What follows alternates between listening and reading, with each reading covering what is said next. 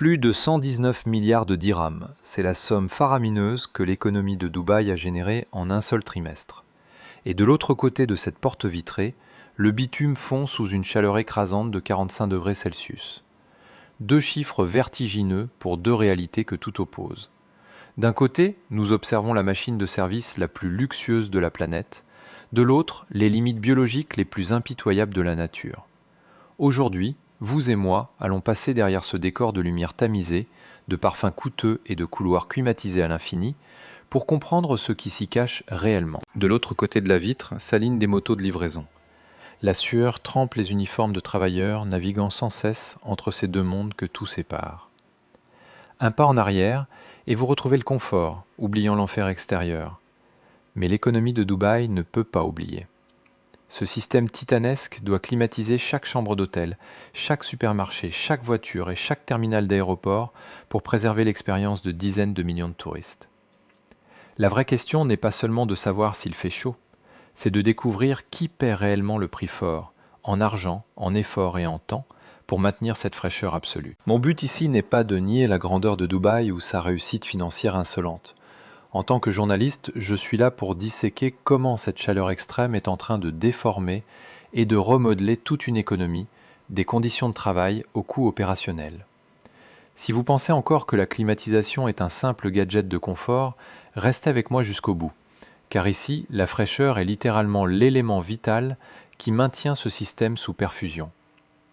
Dubaï est bien plus qu'une simple métropole, c'est une immense machine programmée pour servir ses clients, un écosystème urbain entièrement conçu autour de l'expérience humaine. Derrière les hôtels opulents, les centres commerciaux démesurés, les balais de taxi et les stations de métro qui ne dorment jamais, se cache une autre réalité. Quand l'été s'installe et transforme l'extérieur en une gigantesque fournaise, cette structure dorée commence à se fissurer pour révéler une polarisation sociale extrême. La frontière entre la ville touristique climatisée et celle des travailleurs de force n'est plus invisible. Elle s'impose à nous de manière brutale, matérialisée par l'épaisseur d'une simple vitre. Essayez de franchir cette porte en plein milieu de la journée. L'air frais de la climatisation est arraché de votre peau en une fraction de seconde. L'air y est épais, lourd, et la chaleur qui irradie du bitume semble vider votre corps de toute son eau. En quelques secondes à peine, votre propre corps vous fait comprendre pourquoi personne ne marche sur ces trottoirs. Pris de panique, vous battez en retraite vers la sécurité de ce climat artificiel. Ce confort a été conçu pour vous protéger. Mais pour maintenir ce havre de paix intact, une immense chaîne d'approvisionnement doit continuer de s'activer à l'extérieur, sous un soleil implacable. Nous avons l'habitude de contempler Dubaï à travers l'éclat des lustres en cristal de ses grands halls, ou depuis la vitre étincelante de ses plateformes d'observation. Mais avons-nous seulement pris le temps de regarder de plus près ceux qui s'activent dans l'ombre pour que ces lumières ne s'éteignent jamais ? Les portes vitrées automatiques ne sont pas de simples éléments de design. Dans cette économie impitoyable, elles agissent comme des frontières sociales intangibles. À l'intérieur règne le privilège, un confort tarifé et vendu au prix fort. À l'extérieur se trouve la sueur, le coût réel de la main-d'œuvre, la résistance biologique et des risques climatiques extrêmes que l'écosystème tente de masquer. Cette fracture nous oblige à ouvrir les yeux sur une vérité profondément paradoxale que personne ne veut regarder en face. Si cette fraîcheur artificielle est le produit phare que cette mégapole vend au reste du monde, alors qui se retrouve coincé du côté brûlant du décor ? Dubaï n'a jamais été une simple destination de vacances. C'est une machine de service implacable. Chaque année, des dizaines de millions de visiteurs internationaux y atterrissent avec l'exigence d'une perfection absolue. Dès que les roues des avions touchent la piste, une gigantesque machine logistique s'active en coulisses. Le visiteur glisse dans la ville à bord de véhicules réfrigérés, s'enregistre dans des palaces et flâne sous des lumières dorées. Mais ce système grandiose ne fonctionne pas par magie. Ce système lutte chaque jour pour fonctionner dans un désert hostile où le thermomètre frôle régulièrement les 45 degrés Celsius en été. Dans vos souvenirs, ce voyage ne sera fait que de moments de pure volupté. Une suite luxueuse, un café glacé à la perfection, ou une traversée tranquille vers une marina étincelante. Pourtant, derrière ce calme apparent, se cache le travail frénétique de dizaines de milliers d'invisibles. En coulisses, du personnel manipule des tonnes de nourriture. Des chauffeurs attendent sous des abris étouffants et des camions de livraison bravent un air épais et irrespirable. Nous appelons cela de la fluidité ou du confort. Mais dans une ville où mettre le nez dehors suffit à vous vider de votre énergie, ce confort est-il vraiment gratuit ? Ce que nous observons n'est pas une simple chronique météo, c'est une question de survie macroéconomique. Quand la prospérité d'une métropole entière repose sur le commerce, le transport, la restauration et l'hôtellerie, les températures extrêmes attaquent directement les bilans comptables des entreprises.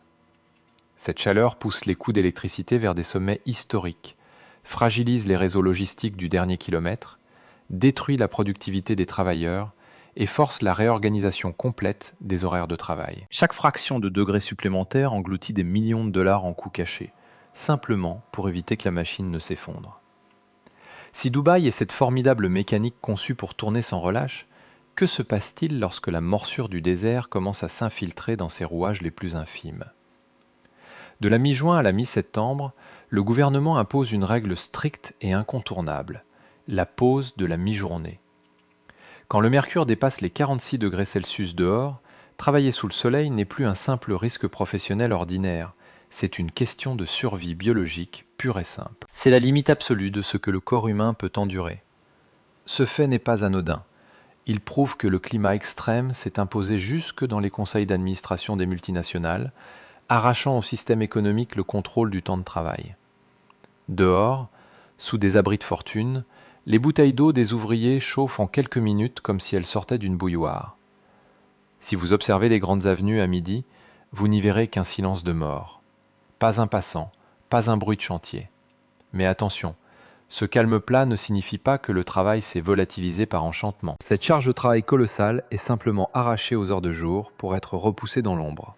Elle est déportée vers des équipes de nuit épuisées ou des plannings de maintenance d'infrastructures frénétiques qui s'activent bien après minuit. Quand 2 heures et demie précieuses sont retirées du flux quotidien, les entreprises doivent réorganiser à grands frais toute leur logistique. Les plannings se fragmentent, la chaîne logistique se grippe, et les budgets liés à l'éclairage nocturne et à la sécurité explosent.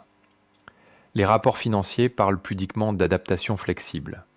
Soyons honnêtes, le coût réel de cette flexibilité n'est jamais partagé équitablement. Cette façade de gestion huilée se paie au prix fort, le dérèglement complet du rythme biologique de dizaines de milliers de personnes. Ce sont elles qui sacrifient leur sommeil pour compenser le temps de travail volé par le soleil brûlant. Si la force destructrice de la chaleur peut contraindre une mégapole entière à modifier ses horaires de fonctionnement, ne devrions-nous pas nous demander si ces températures extrêmes ne sont pas en train de dévaluer silencieusement chaque heure d'effort fournie par ces ouvriers, tout en sapant les fondements mêmes de leur santé ? Les organisations internationales du travail lancent une alerte glaçante. Le réchauffement efface silencieusement des millions d'heures de travail à l'échelle mondiale. Mais dans cette cité du désert où l'été dépasse constamment les 43 degrés Celsius, la notion de crise de l'emploi prend une toute autre dimension. Elle ne commence pas par des files de chômeurs devant des guichets d'aide sociale.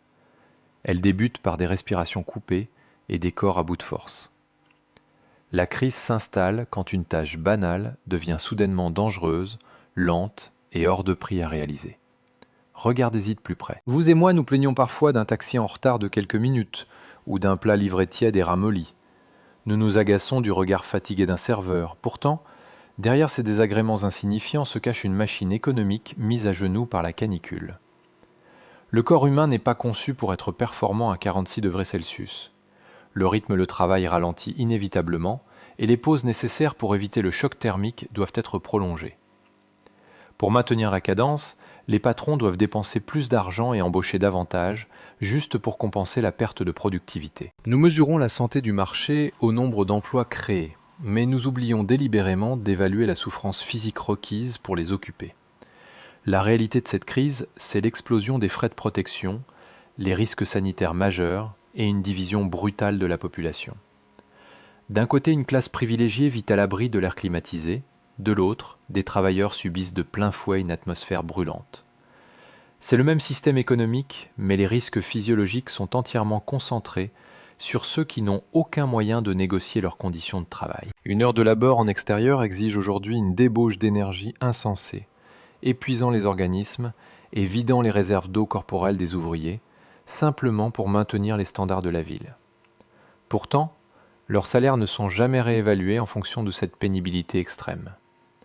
Si le travail devient plus pénible et mortel sans être mieux payé, dans quelle poche finit la plus-value générée par cette météo hostile?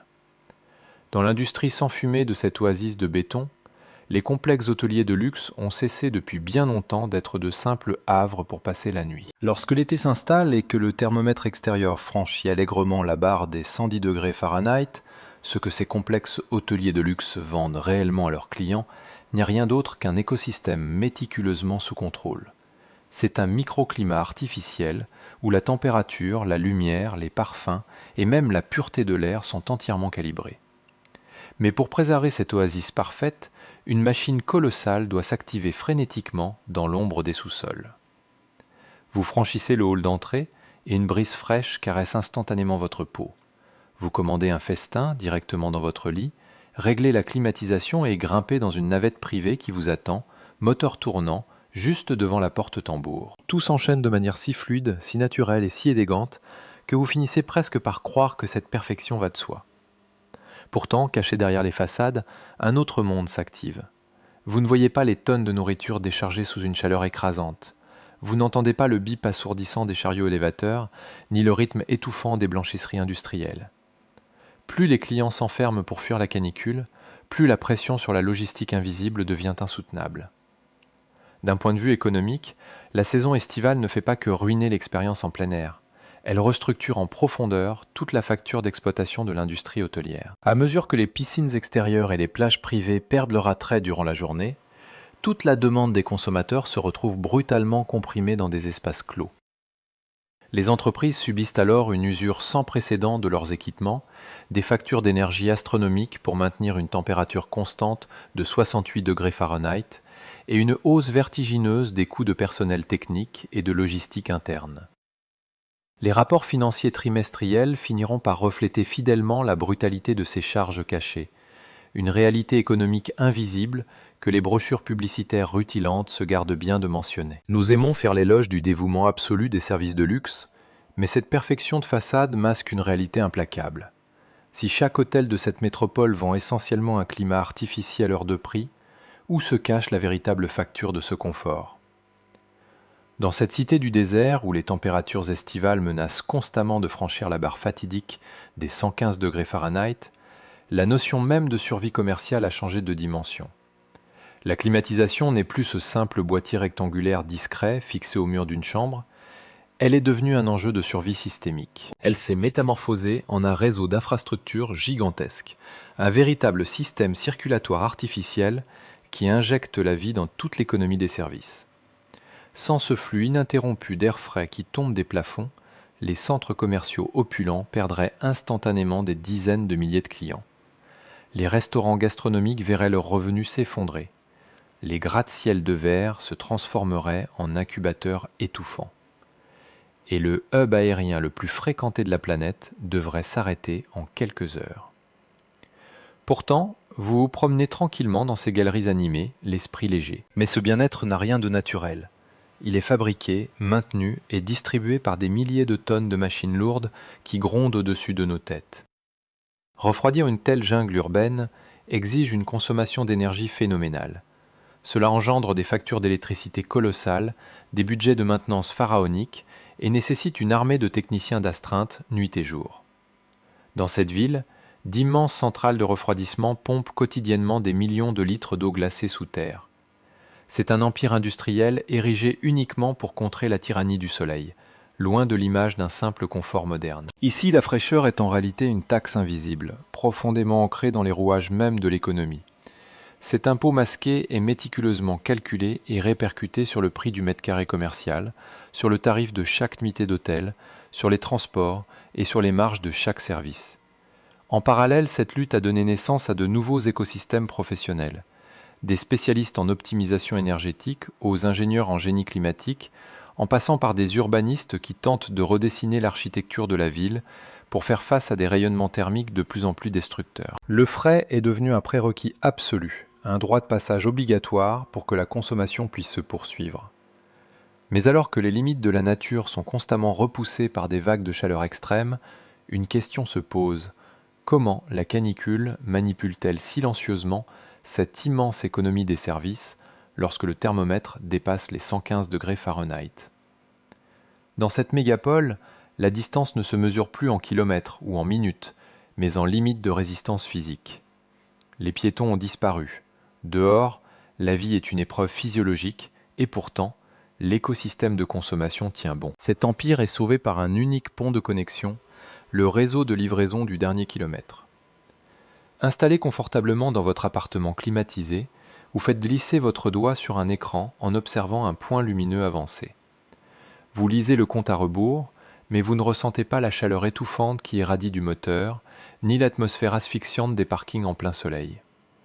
Derrière ce point vert inanimé qui clignote, se cache un être de chair et d'os, bravant un air épais comme du plomb, et subissant à votre place le châtiment impitoyable d'un soleil de plomb. À mesure que le besoin d'échapper au climat extrême s'intensifie, l'économie du confort immédiat est poussée à son paroxysme. Regardons la vérité en face. Cette commodité ne naît pas de rien. Elle n'est que le transfert de risque d'un groupe social vers un autre. Le réseau logistique urbain permet de maintenir une consommation effrénée au plus fort de l'été, mais il expose aussi une fracture de classe indéniable. Cette main-d'œuvre mobile sert de bouclier thermique.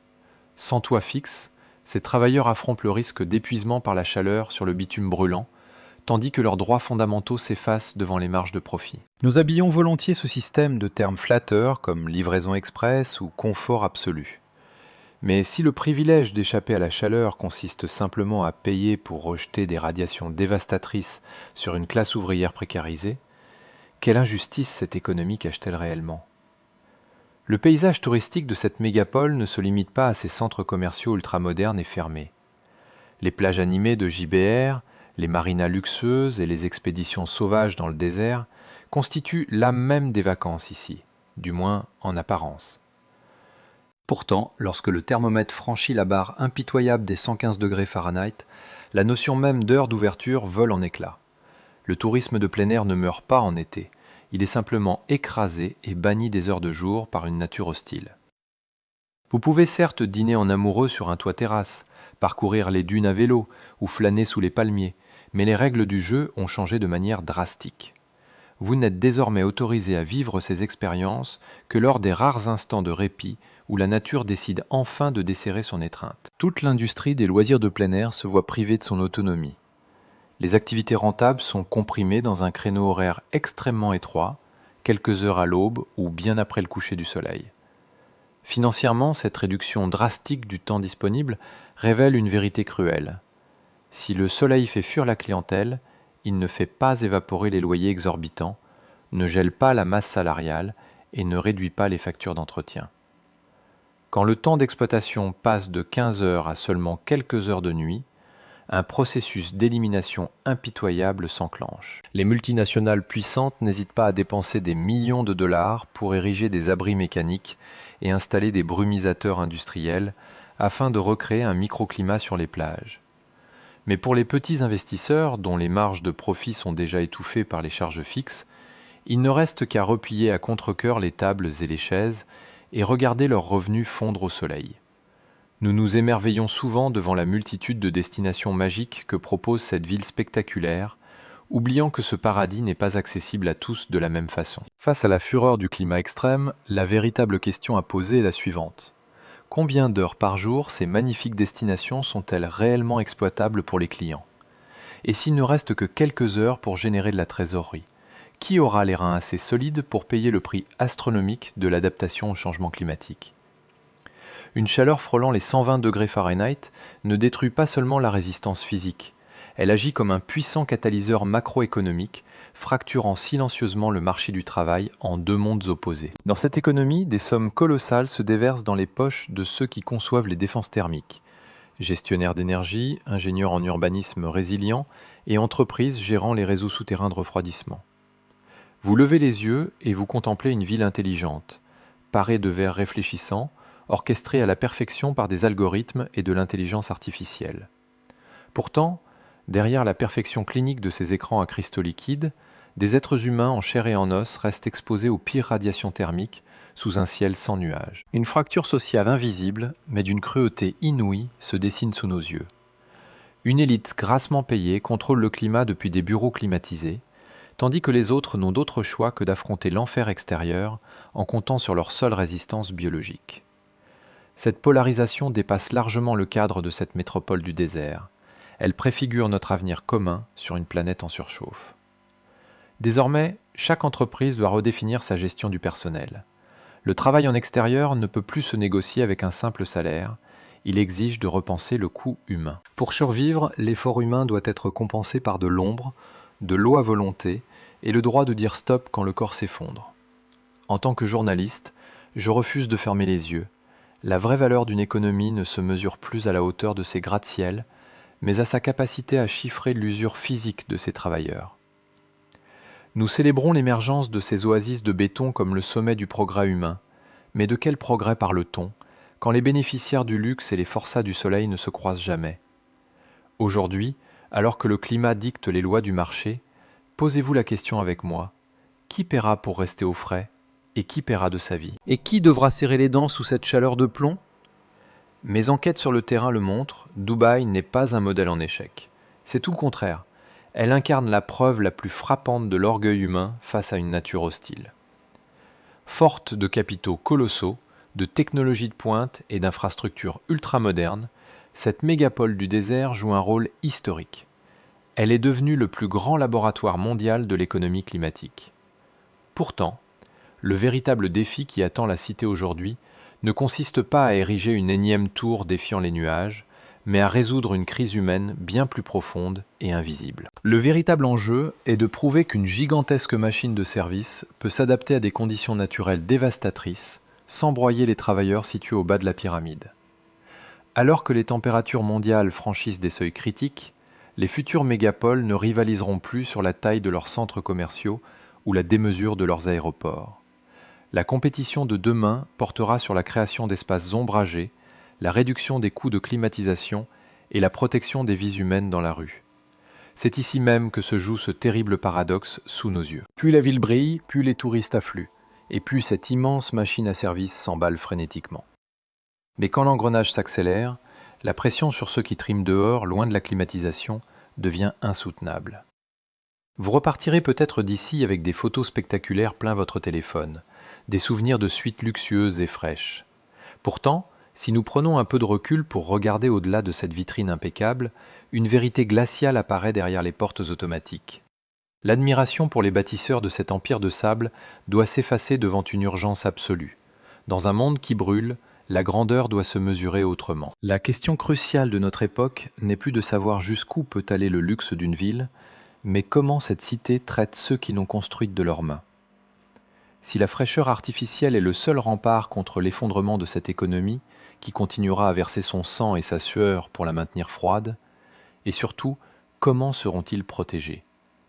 Si vous appréciez nos analyses et nos enquêtes sans concession, soutenez notre travail en laissant un j'aime et en partageant cette vidéo.